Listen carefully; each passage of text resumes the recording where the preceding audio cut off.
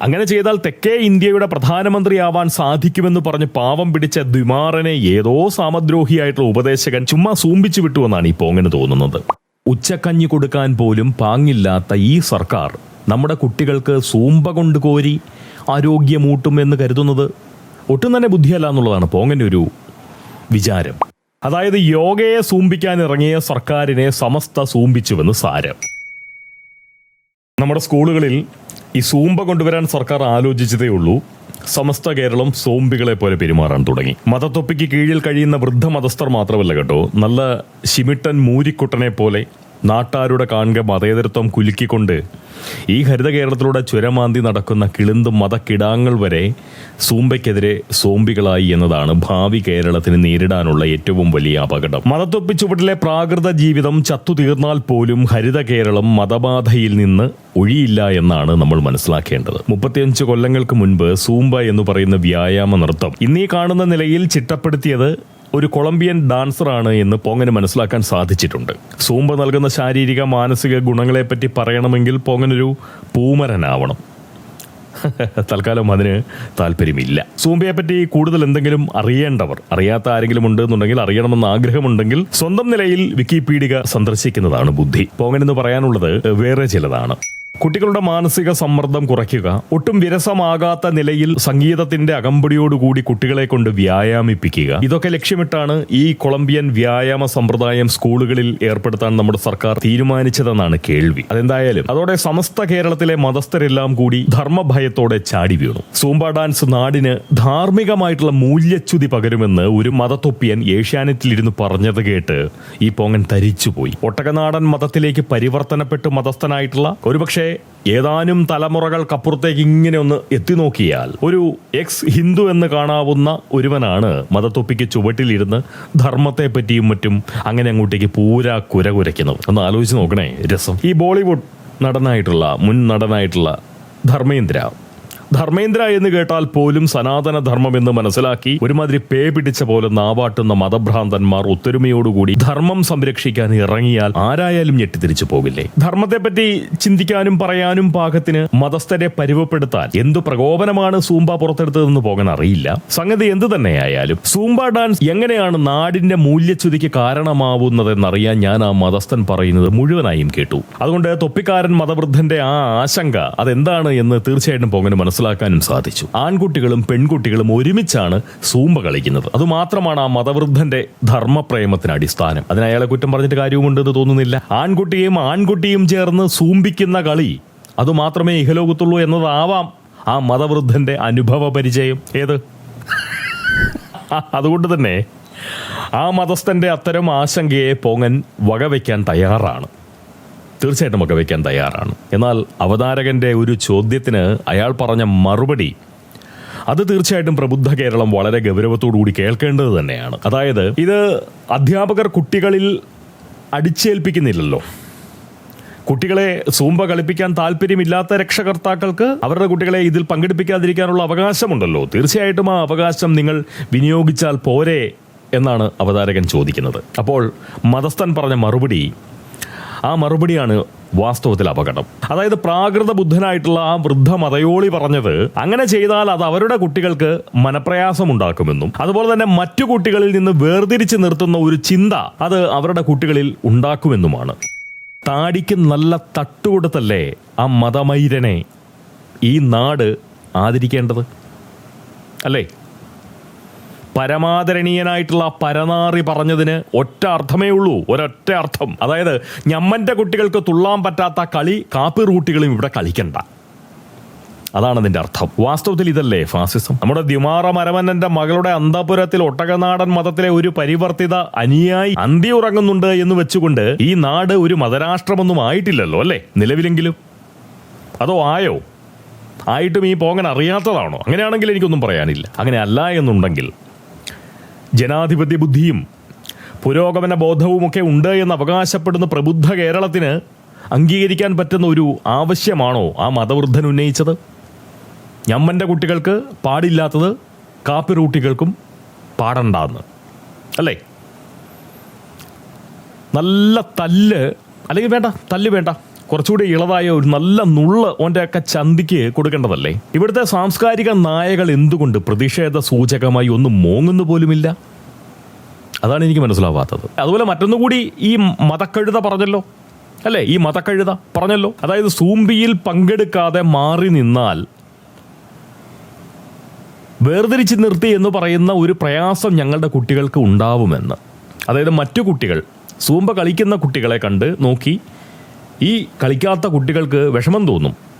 ഞങ്ങളെ വേർതിരിച്ച് നിർത്തി എന്ന് പറയുന്ന ഒരു ദുഃഖം ആ കുട്ടികളിൽ ഉണ്ടാകുമെന്നാണ് പറയുന്നത്. സത്യത്തിൽ വേറിട്ട കുട്ടികളാണ്, അല്ലെങ്കിൽ സവിശേഷ വർഗത്തിൽപ്പെട്ട കുട്ടികളാണ് എന്ന് പറയുന്ന ബോധ്യം ആ കുട്ടികളിൽ ഉണ്ടാക്കുന്നത് അവർ തന്നെയല്ലേ? അവരെന്ന് പറഞ്ഞു കഴിഞ്ഞാൽ ആ മതസമൂഹം അല്ലേ? അവരുടെ കുട്ടികളെ മതവസ്ത്രത്തിൽ അടക്കം ചെയ്ത് സ്കൂളുകളിലും സമൂഹത്തിലുമൊക്കെ ആ കുട്ടികളെ വേറിട്ട കൂട്ടരായി അവതരിപ്പിക്കുന്നത് തൊപ്പിവെച്ച ആ മതപുരുഷന്മാർ തന്നെയല്ലേ? അല്ലേ?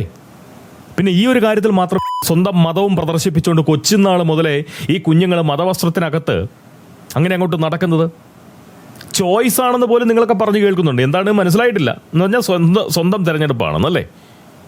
വളരെ പൊടിക്കൊച്ച് പോലും കുഞ്ഞു കുട്ടി പോലും നാണം എന്താണെന്ന് പോലും തിരിച്ചറിയാൻ കഴിവില്ലാത്ത പ്രായത്തിൽ പോലും മതവസ്ത്രത്തിൽ നടക്കുന്നുണ്ട്. മതവസ്ത്രം കൊണ്ട് നാണം മറച്ച് നടക്കുന്നുണ്ട് അല്ലേ? ആ കുട്ടികളെ അങ്ങനെ ആക്കുന്നത് ആരാ? പൊതുസമൂഹമാണോ? ഇതര മതസ്ഥരാണോ? അല്ല, സ്വന്തം മതസ്ഥരാണ് ആ കുട്ടികളെ പറഞ്ഞു കൊടുക്കുന്നത്. നിങ്ങൾ വേറിട്ട കൂട്ടരാണ്, സവിശേഷ വർഗമാണ് എന്നാണ് പറഞ്ഞു കൊടുക്കുന്നത് അല്ലേ? അത് നിങ്ങൾ തന്നെയാണ്. എന്നിട്ടും ഇതൊന്നും ചോദിക്കാൻ ഇവിടെ മാധ്യമങ്ങളില്ല, സാംസ്കാരിക നായകളില്ല, സെലിബ്രിറ്റി ജന്തുക്കളില്ല, പ്രതിപക്ഷ കക്ഷികളില്ല, ആരുമില്ല, ഒരു നാറിയുമില്ല. ഡോക്ടർ ആരിഫ് ഹുസൈൻ ചോദ്യം ചോദിച്ചിരുന്നു എന്നുള്ള കാര്യം പോകൻ അറിഞ്ഞു. വളരെ സന്തോഷം. തീർച്ചയായിട്ടും അദ്ദേഹത്തോട് ആദരവ്. ഇനി ഈ മരമന്ന സർക്കാരിന്റെ സൂംബ പ്രേമത്തിന്റെ പിന്നിൽ പോങ്ങൻ കാണുന്ന കാരണം കൂടി പറഞ്ഞുകൊണ്ട് ഈ സംസാരം തീർച്ചയായിട്ടും പോകാൻ അവസാനിപ്പിക്കാം. അതായത് കുട്ടികളുടെ ശാരീരികവും മാനസികവുമായിട്ടുള്ള ആരോഗ്യമാണ് സർക്കാരിന്റെ അസൽ ഉന്നമെന്ന് വിശ്വസിക്കാൻ തീർച്ചയായിട്ടും ഈ പോങ്ങന് സാധിക്കുന്നില്ല കേട്ടോ. കാരണം നമ്മുടെ നാട്ടിലെ പാവപ്പെട്ടവർ ചികിത്സകൾക്കായി ആശ്രയിക്കുന്ന മെഡിക്കൽ കോളേജുകളിലേക്ക് അത്യാവശ്യം വേണ്ടുന്ന ഉപകരണങ്ങൾ പോലും ഏർപ്പാടാക്കാൻ സർക്കാരിന് സാധിക്കുന്നില്ല. സഹികെട്ട ഒരു ഡോക്ടർ തന്നെ സർക്കാരിനെതിരെ ഇപ്പോൾ രംഗത്ത് വന്നിട്ടുണ്ടല്ലോ അല്ലേ? അദ്ദേഹത്തിന്റെ സന്മനസ്സിനെ അംഗീകരിക്കുന്നതിനോടൊപ്പം ഒരു കാര്യം കൂടി പറയാതെ പോകാനും പറ്റില്ല. അതായത് സമാധാന മതസ്ഥർ ഒറ്റക്കെട്ടായി ആ ഡോക്ടറെ ഇപ്പോൾ ആഘോഷിക്കുന്നത് തീർച്ചയായിട്ടും അദ്ദേഹം ഉയർത്തിയ വിഷയത്തിന്റെ പ്രാധാന്യത്തെ കുറയ്ക്കാൻ സാധ്യതയുണ്ടോ എന്ന ഒരു സംശയം പോകാനുണ്ട്. രാഷ്ട്രീയം കലർത്തിയ ആ ഡോക്ടറുടെ ആരോപണത്തെ നിർവീര്യമാക്കാനുള്ള സാധ്യത, അങ്ങനെ ഒരു സാധ്യത ഈ സമാധാന നാമധാരികളുടെ ഈ അമിതാവേശം തീർച്ചയായിട്ടും ഉയർത്തി വെക്കുന്നുണ്ട് എന്നുള്ളതാണ് പോങ്ങന്റെ ഒരു കാഴ്ച, അല്ലെങ്കിൽ ഒരു മനസ്സിലാക്കൽ, അല്ലെങ്കിൽ പോങ്ങന്റെ ഒരു നിരീക്ഷണം. അതാണ്. ഡോക്ടറെ, ഒരു ചൊല്ലുണ്ട്, ഈ തൂറിയവനെ ചുമന്നാൽ ചുമന്നവനെ നാറുമെന്ന്. തൂറിയവനെ ചുമക്കേണ്ട കാര്യമൊന്നുമില്ല. തൂറിയവൻ തോളത്ത് ചാടി കയറിയാലും തോള് നാറും. അങ്ങനെ ഒരു അപകടമുണ്ട്. അന്ന് പങ്കുവെച്ചു എന്ന് മാത്രമേ ഉള്ളൂ. അതെന്തായാലും പണക്കാർക്ക് ചികിത്സിക്കാൻ ഇവിടെ പഞ്ചനക്ഷത്ര ആതുര സുഖവാസശാലകളുണ്ട് അല്ലേ? എന്നാൽ പാവപ്പെട്ടവർ എന്തു ചെയ്യും? ഈ ഡോക്ടർ പറഞ്ഞത് സത്യമാണ് എന്നുണ്ടെങ്കിൽ അത്രമേൽ നികൃഷ്ടമായിട്ടുള്ളൊരു സർക്കാരാണിത് എന്ന് വേണ്ടേ നമ്മൾ മനസ്സിലാക്കാൻ? നമ്മുടെ നാട്ടിലെ പാവപ്പെട്ട ജനസമൂഹത്തിന്റെ ആരോഗ്യത്തെ വിലമതിക്കാത്ത ഒരു കൂട്ടർ സ്കൂൾ കുട്ടികളുടെ ആരോഗ്യത്തെ ഉന്നമിട്ട് സൂംബയുമായി ചാടി വീഴുന്നത് വരും തലമുറയോടുള്ള കരുതലായി മനസ്സിലാക്കാൻ തീർച്ചയായിട്ടും വിഡ്ഢികൾക്ക് മാത്രമേ സാധിക്കൂ, അല്ലെങ്കിൽ അന്തകമ്മികൾക്കേ പറ്റൂ. സ്കൂൾ കുട്ടികൾക്ക് ഉച്ചക്കഞ്ഞിക്കുള്ള വക പ്രധാന അധ്യാപകർ കണ്ടെത്തണമെന്ന് പറഞ്ഞ മരയൂള മന്ത്രിയെ മലയാളികൾ മറന്നിട്ടില്ല. ഉച്ചക്കഞ്ഞി കൊടുക്കാൻ പോലും പാങ്ങില്ലാത്ത ഈ സർക്കാർ നമ്മുടെ കുട്ടികൾക്ക് സൂംബ കൊണ്ട് കോരി ആരോഗ്യമൂട്ടുമെന്ന് കരുതുന്നത് ഒട്ടും തന്നെ ബുദ്ധിയല്ല എന്നുള്ളതാണ് പോങ്ങന്റെ ഒരു വിചാരം. സത്യത്തിൽ മുണ്ടുടുത്ത മോദിയാവാനുള്ള ഈ ദ്വിമാറ തസ്കരോത്തമ സുൽത്താന്റെ ഒരു നമ്പറായേ പോങ്ങൻ കാണുന്നുള്ളൂ, ഈ സൂംബയെ കാണുന്നുള്ളൂ. വാസ്തവത്തിൽ ഭാരതം ലോകത്തിന് സംഭാവന ചെയ്തിട്ടുള്ള, അല്ലെങ്കിൽ പതഞ്ജലി മഹർഷി നമ്മുടെ ഭാരതത്തിന് സമ്മാനിച്ച യോഗയുടെ പ്രചാരകനായി മാറിക്കൊണ്ട് ലോകത്തിന് മുന്നിൽ മോദി ഒരു യോഗിയായി മാറിയെന്ന് വിശ്വസിച്ച നമ്മുടെ മരമന്നൻ സൂംബയുമായി ചാടി വീണതാണെന്നാണ് പോങ്ങന്റെ ഒരു മനസ്സിലാക്കൽ. കേരളം സ്കൂളുകളിൽ സൂംബ അവതരിപ്പിക്കുന്നു. അത് പിന്നെ സഹതസ്കരനായിട്ടുള്ള സ്റ്റാലിനെ കൊണ്ട് തമിഴ്നാട്ടിൽ നമ്മുടെ ഈ ദ്വിമാറൻ പുനരവതരിപ്പിക്കുന്നു. ശേഷം ദക്ഷിണേന്ത്യ മുഴുവൻ സൂംബ വ്യാപിപ്പിക്കുന്നു. അങ്ങനെ ചെയ്താൽ തെക്കേ ഇന്ത്യയുടെ പ്രധാനമന്ത്രിയാവാൻ സാധിക്കുമെന്ന് പറഞ്ഞ് പാവം പിടിച്ച ദ്വിമാറനെ ഏതോ സാമദ്രോഹിയായിട്ടുള്ള ഉപദേശകൻ ചുമ്മാ സൂംബിച്ചു വിട്ടുവെന്നാണ് ഈ പോങ്ങന് തോന്നുന്നത്. പാവം തസ്കരോത്തമൻ. സൂംബയും പൊക്കിപ്പിടിച്ച് തെക്കേ ഇന്ത്യയുടെ പ്രധാനമന്ത്രിയാവാമെന്ന് കരുതി വന്നതാണ്. സംഘികളുടെ യോഗയ്ക്ക് ബദലായി കമ്മികൾക്ക് സൂംബ, മോദിക്ക് ബദലായി തസ്കര ശ്രേഷ്ഠനായിട്ടുള്ള താനും. ഇങ്ങനെയൊക്കെ സ്വപ്നം കണ്ട് സൂംബയുമായി ഇറങ്ങിയിട്ടുള്ള മരമന്ന സർക്കാരിനെ സമസ്ത കേരളം സമൂലം സൂംബിച്ചു കളഞ്ഞു. അതാണ് സംഭവിച്ചത്. അതായത് യോഗയെ സൂംബിക്കാൻ ഇറങ്ങിയ സർക്കാരിനെ സമസ്ത സൂംബിച്ചുവെന്ന് സാരം. അതുപോലെ ഈ സൂംബയെ എതിർക്കുന്നത് തീർച്ചയായിട്ടും ഭൂരിപക്ഷ വർഗീയതയ്ക്ക് വളമാകുമെന്ന് പറഞ്ഞിട്ടുള്ള പോഴൻ മന്ത്രിയെ വള്ളിച്ചൂരൽ കൊണ്ട് തല്ലണ്ടേ, നല്ല വള്ളിച്ചൂരൽ കൊണ്ട് തല്ലണ്ടേ. ഇപ്പോൾ സ്കൂളിലൊന്നും തല്ലില്ലല്ലോ കുട്ടികൾക്ക്, അതുകൊണ്ട് അധ്യാപകരെ എടുത്ത് മാറ്റി വെച്ചിട്ടുണ്ടാവില്ലേ കുറേ വള്ളിച്ചൂരൽ, അതെല്ലാം പെറുക്കി കൂട്ടി ഇവൻ്റെ മുണ്ട് പൊക്കി ചന്തിക്ക് നല്ല തല്ല് തല്ലണ്ടേ ഈ ഊളത്തരമൊക്കെ പറയുന്നതിന് വേണ്ടേ? വിഡ്ഢിത്തവും അഭ്യാസവും മാത്രം കൈമുതലായിട്ടുള്ള ഒരു ക്ണാപ്പനെ വിദ്യാഭ്യാസത്തിൻ്റെ ചുമതല ഏൽപ്പിച്ച നമ്മുടെ ഈ ദ്വിമാറ തസ്കരോത്തമന് നമ്മുടെ കുട്ടികളെ ഓർത്ത് എന്ത് വേവലാതി ഉണ്ടാവുമെന്നാണ് പ്രബുദ്ധ കേരളം കരുതുന്നത്? എനിക്കത് മനസ്സിലാവുന്നില്ല. ഒന്നേ ഉള്ളൂ ഈ സൂംബ കൊണ്ടുണ്ടായിട്ടുള്ള ഗുണം, ഒരൊറ്റ ഗുണമേ നമുക്കുണ്ടായിട്ടുള്ളൂ. ഈ തൊപ്പിത്തലയർ ഭൂരിപക്ഷമാകുന്ന നാളത്തെ മതകേരളത്തിലെ ന്യൂനപക്ഷ സമൂഹത്തിന്റെ ജീവിതം, ആ ജീവിതം എങ്ങനെയാവുമെന്ന് ഇന്നേ അനുഭവിച്ചറിയാനുള്ള അവസരം മലയാളികൾക്ക് ലഭിച്ചു. ബുദ്ധിയുള്ളവരാണെങ്കിൽ ഈ വർത്തമാനങ്ങൾ കേട്ടുകൊണ്ട് നാളെ എന്ത് സംഭവിക്കും, നിങ്ങളുടെയൊക്കെ കുഞ്ഞുങ്ങൾക്ക് എന്ത് സംഭവിക്കും, വരാനിരിക്കുന്ന തലമുറയ്ക്ക് എന്ത് സംഭവിക്കും എന്ന് മനസ്സിലാക്കാനുള്ള ഒരു അവസരം ഈ സൂംബ മുന്നോട്ട് വയ്ക്കുന്നുണ്ട്. അതുമാത്രമാണ് ഇതുകൊണ്ടുള്ള ഗുണം. ശരിക്കും പറഞ്ഞാൽ ഇപ്പോൾ അങ്ങനെ ആലോചിക്കുകയായിരുന്നു, പരിവർത്തിതരായിട്ട് പോലും ഇതാണ് അവസ്ഥയെങ്കിൽ ഇവരെങ്ങാനും അസൽ ഒട്ടകനാടന്മാരായിരുന്നുവെങ്കിലോ? ഹോ, ഇല്ല. അസൽ ഒട്ടകനാടൻ മതസ്ഥർ തീർച്ചയായിട്ടും മനുഷ്യപ്പറ്റുള്ളവരാണ്, അന്തസ്സുള്ളവരാണ്. നമ്മുടെ ഇവിടുത്തെ വ്യാജ മതസ്ഥർക്കേ ഉള്ളൂ ഇത്രയും വിഷം. ഒരുപക്ഷെ ഏതോ ഒരുതരം അപകർഷതയോ മറ്റോ ഉള്ളിൻ്റെ ഉള്ളിൽ അങ്ങനെ അവർ പേർന്നുണ്ടാവാം. അതുകൊണ്ടാവും ഇങ്ങനെ സ്വയം പരിഹാസികളാവാൻ ഇവർക്ക് അങ്ങനെ സാധിക്കുന്നത്, അല്ലേ? സമൂഹത്തിന് മുന്നിൽ സ്വയം പരിഹാസ്യരായിട്ട് നിൽക്കുക. അല്പമെങ്കിലും ബുദ്ധിയുണ്ടെങ്കിൽ കുറച്ചുകൂടെയൊക്കെ മാന്യമായിട്ട് നാവാട്ടില്ലേ, അല്ലേ? കഷ്ടം എന്നേ പറയാൻ പറ്റൂ, കഷ്ടം. സഹതാപമാണ് തോന്നുന്നത്. ഇത്രയും മനുഷ്യപ്പറ്റില്ലാതെ എങ്ങനെയാണ് ജീവിക്കാൻ പറ്റുന്നത്? ഇത്രയും നാണമില്ലാതെ എങ്ങനെയാണ് ഇതൊക്കെ പറയാൻ പറ്റുക? ഞമ്മൻ്റെ കുട്ടികൾക്ക് പറ്റാത്തതൊന്നും കാപരൂട്ടികൾക്ക് വേണ്ടാന്ന് പറയണമെങ്കിൽ എന്ത് വിവരമാണുള്ളത്? ഇത് ധിക്കാരമൊന്നുമല്ല, വിഡ്ഢിത്തമാണ്. അഹങ്കാരമല്ല, അറിവില്ലായ്മയാണ്. ഇത് മനുഷ്യത്വമില്ലാത്തതല്ല, ഇത് മതസ്ഥരുടെ ഒരു സ്വഭാവ സവിശേഷതയാണ്.